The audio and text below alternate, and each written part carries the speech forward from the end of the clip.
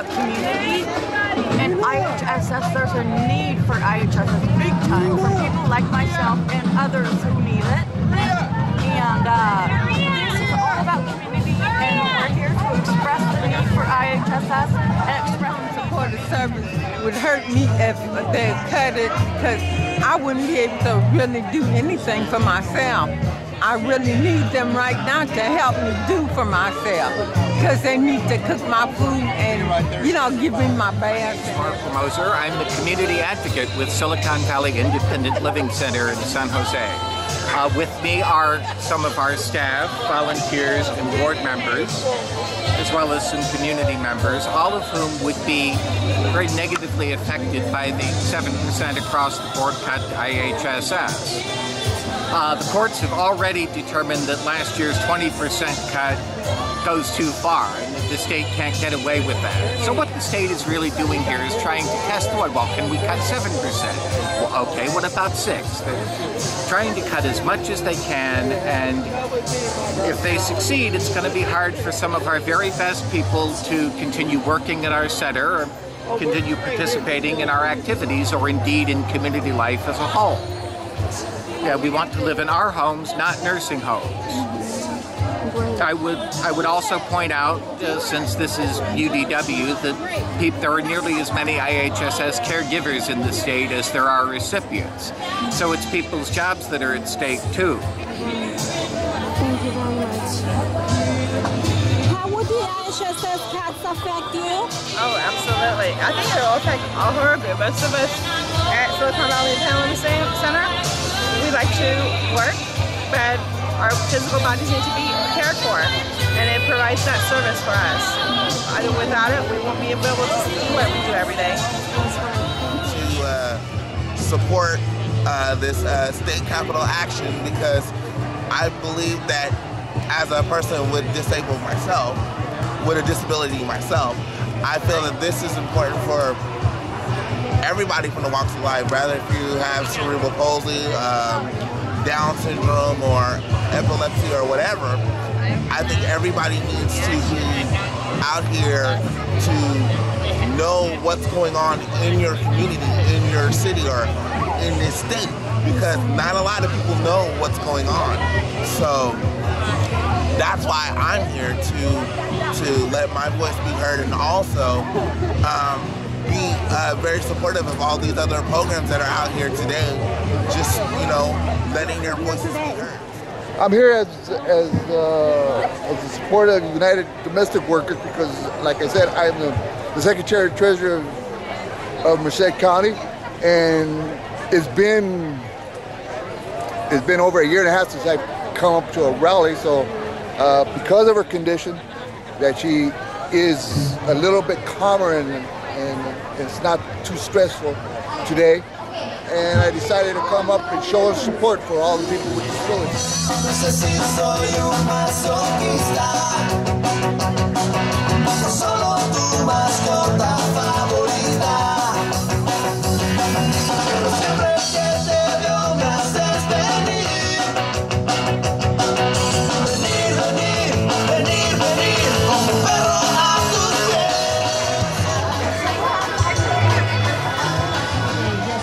Senator Ellen Corbett, the Majority Leader, and I'm so very proud once again to be the official legislative sponsor for California Disability Capital Action Day.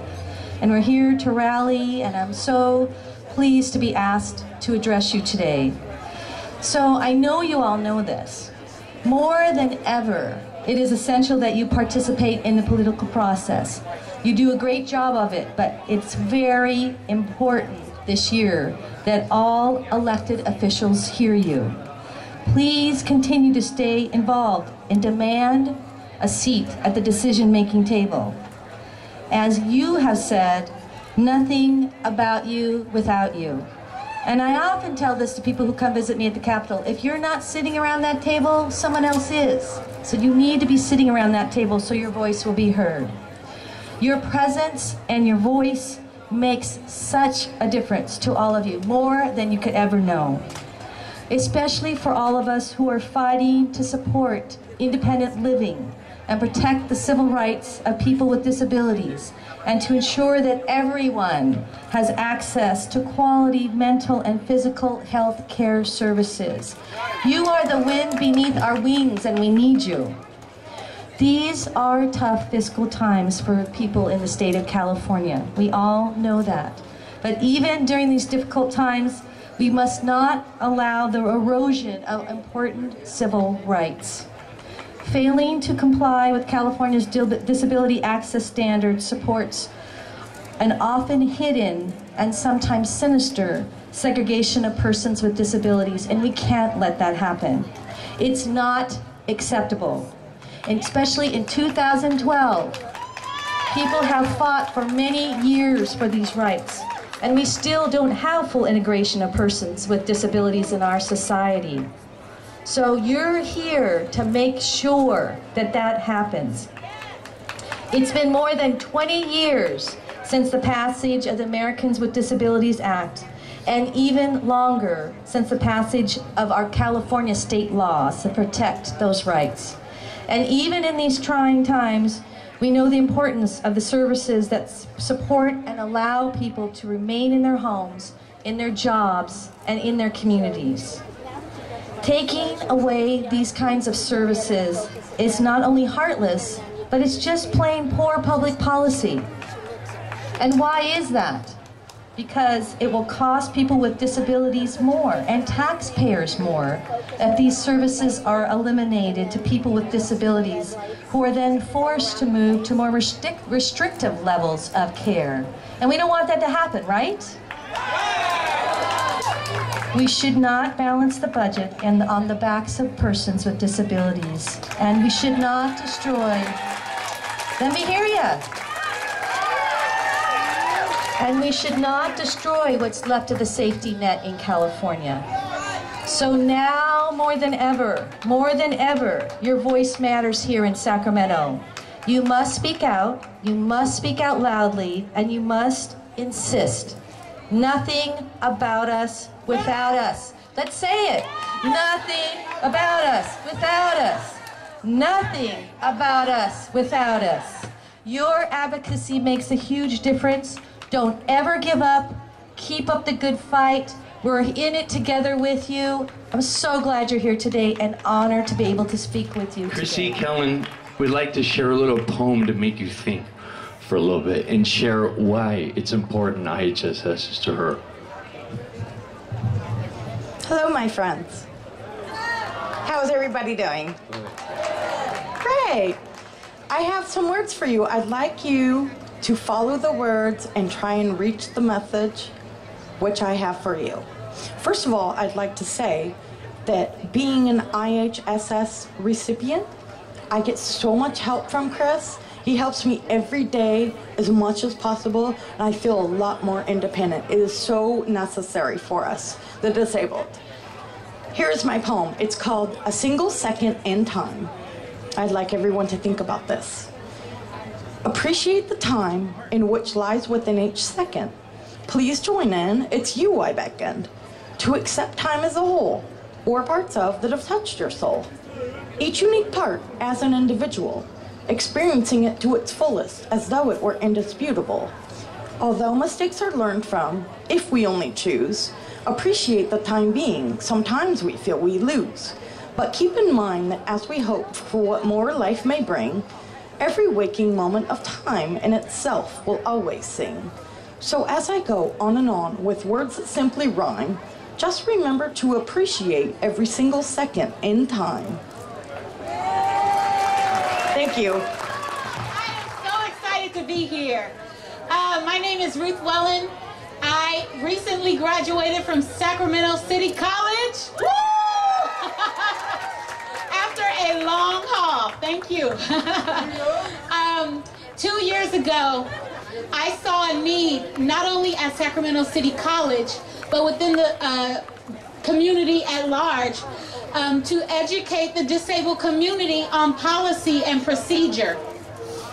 I myself did not know much about policy and procedure, but I knew that every time I talked to a fellow paratransit rider about some new policy or procedure that was being proposed. They didn't have a clue what was going on. And one day I went to a paratransit hearing, a regional transit hearing about cuts to paratransit.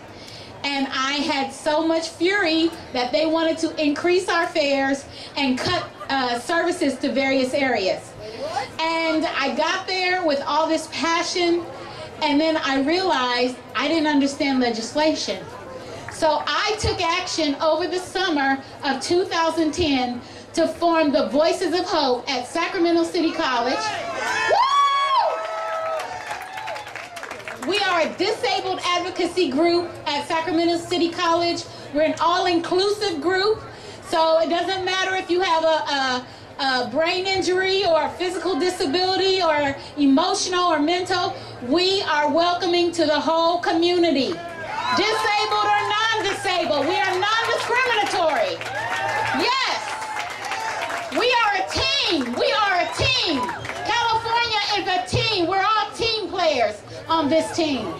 And so I wanted to educate and advocate on behalf of the disabled student body at Sacramento City College. And I didn't know what I was getting myself into, because the more concern I had, the deeper I realized the problem is. But I am thankful that I have enough passion and energy for all of us out here, and a big mouth, to say we are champions and we're not going away until you hear us and you change policy. Yes, yes.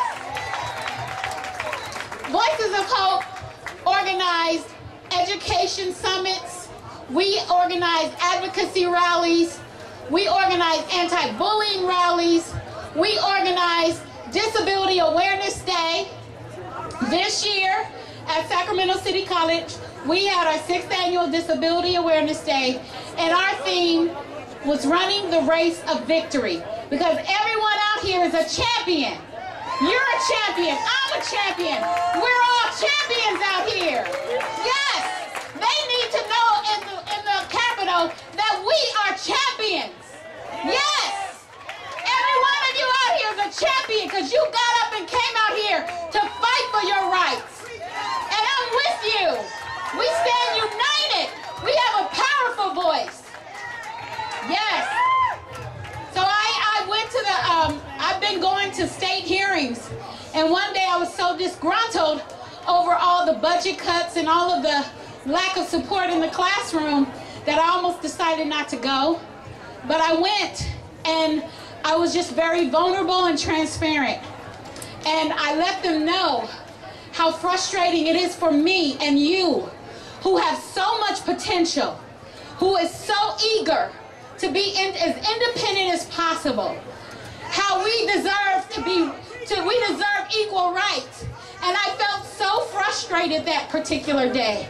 But when I walked away, I found out later that the Assembly had voted unanimously to reject the governor's proposal to put our funding into a block grant. And I'm telling you, your vote matters. Your voice matters. They need to hear our voice of hope. And so I encourage every one of you out here to get involved. Vote, register to vote. Tell your friends, tell your neighbors, tell your supporters, tell strangers, tell your churches, tell your community leaders. Get involved. Understand what policy directly affecting the disabled community is all about. They're wrong when they say we don't have a powerful voice. And I encourage you, use yours. I'm going to use mine. Because if we don't say anything, who will?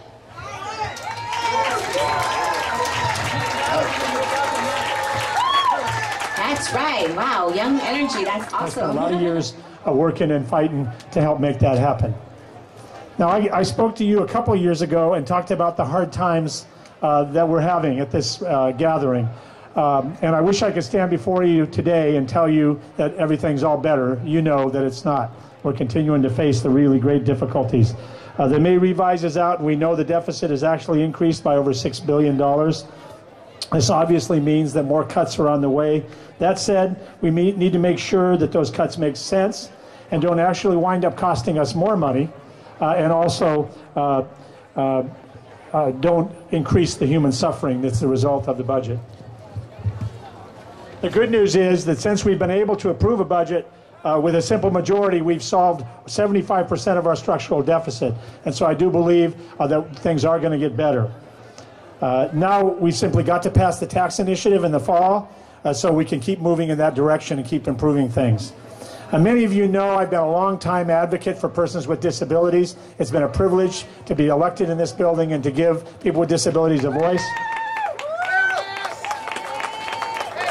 That's why I chaired the Select Committee on Disabilities when I was in the Senate, and it just so happens that the consultant, who many of you know, when I was chairing that committee, Peggy Collins, is standing right over there. And I'm now chairing the Select Committee in the state on Disabilities in the State Assembly. And that's why I authored AB 1244, the self-determination program that would allow the consumers more control and choice regarding the services they receive and those who provide those services. The self-determination program will provide short and long-term savings to the state while giving regional center clients more flexibility, more of a say-so about their own lives. It's also why I authored AB 2338, my Employment First bill, which declares that the state's mission for people with disabilities is integrated and competitive employment. In 2009, I don't need to tell you, over 76% of persons with developmental disabilities were unemployed. This bill will change that. We must provide at least the opportunity for success, and we just don't know what people are capable of until we give them a chance to prove themselves. That's what this bill is all about. In order to preserve the Lanterman Act, I have insisted in the Budget Subcommittee that we put sunsets on the cuts that have happened so that they don't become permanent. We must continue to fight to keep the Lanterman entitlement. So again, it's so important that all of you are here today. Don't go away. Keep speaking out. Keep sending those emails. Keep talking to your legislators. Rally and let the legislature and the governor know that we can't neglect our brothers and sisters, our neighbors, our family members who live with disabilities. Thank you.